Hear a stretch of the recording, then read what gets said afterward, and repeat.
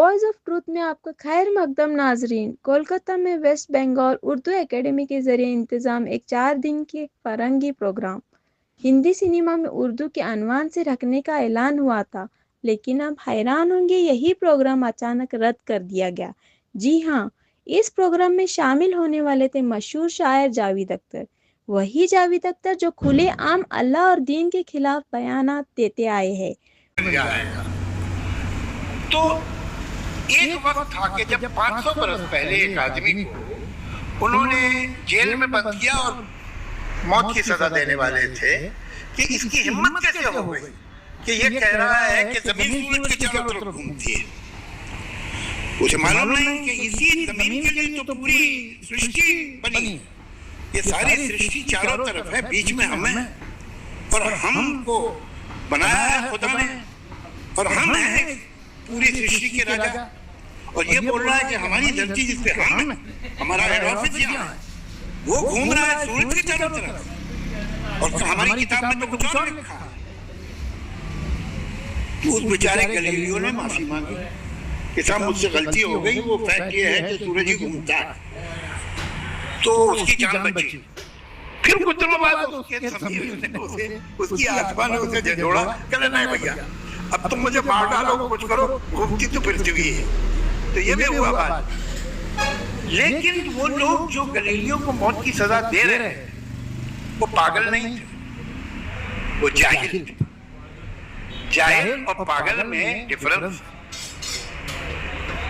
वही उनका ज्ञान था, वही उनका विश्वास था, वही उनकी आस्था थी। उनके ज्ञान और उनकी आस्था में कोई गैप नहीं था। यही वो जानते थे, यही वो मानते थे।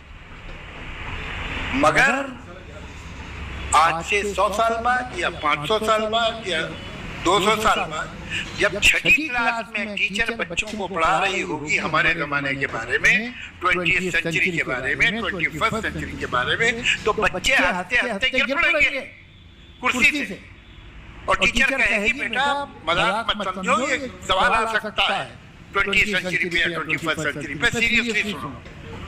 ये पहली दफा हुआ है 20th सेंचुरी में और 21st सेंचुरी में कि आपका अपना माना हुआ क्या, जिसे आप खुद मानते हैं, और आपकी आस्था एक दूसरे के खिलाफ।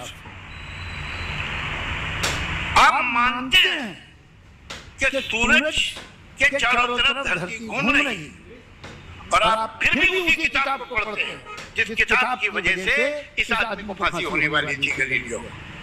ये क्या है? ये कभी नहीं हुआ था पहले, ये 20th सेंचुरी में शुरू हुआ है और ये आज भी चल रहा है कि आपका ज्ञान और आपकी आस्था एक दूसरे के दुश्मन है और दोनों आप ही के अंदर है। ये एक साइकोलॉजिकल बीमारी है, इसका नाम है स्किज़ोफ्रेनिया। लेकिन दुनिया में इतने बीमार हैं कि जो हेल्दी है वो पागल लगता है। हम पागल हैं इसलिए कि हमारी आस्था और हमारे ज्ञान में डिफरेंस नहीं है। शिरकत की खबर आते ही आवाम का गुस्सा फट पड़ा, हर तरफ से नारे इत्तेजाज बुलंद होने लगी। आवाम का कहना था कि जो शख्स रब के खिलाफ जुबान खोलता है उसे किसी भी अदबी या फरंगी मंच पर मकाम देना ना सिर्फ गलत बल्कि एक खतरनाक पैगाम भेजने के बराबर है। वेस्ट बंगाल जावेद अख्तर साहब को इस मुशारे में सदर की हैसियत से मदऊ किया जा रहा है, ये एक यकीनन ताज्जुब की बात है, चूँकि उर्दू एकेडमी एक ऐसा इदारा है, ऐसी तंजीम है और ऐसा काम है जिसमें मुसलमानों की मुनासबत और वाबस्तगी ज़्यादा रही है और रहती है।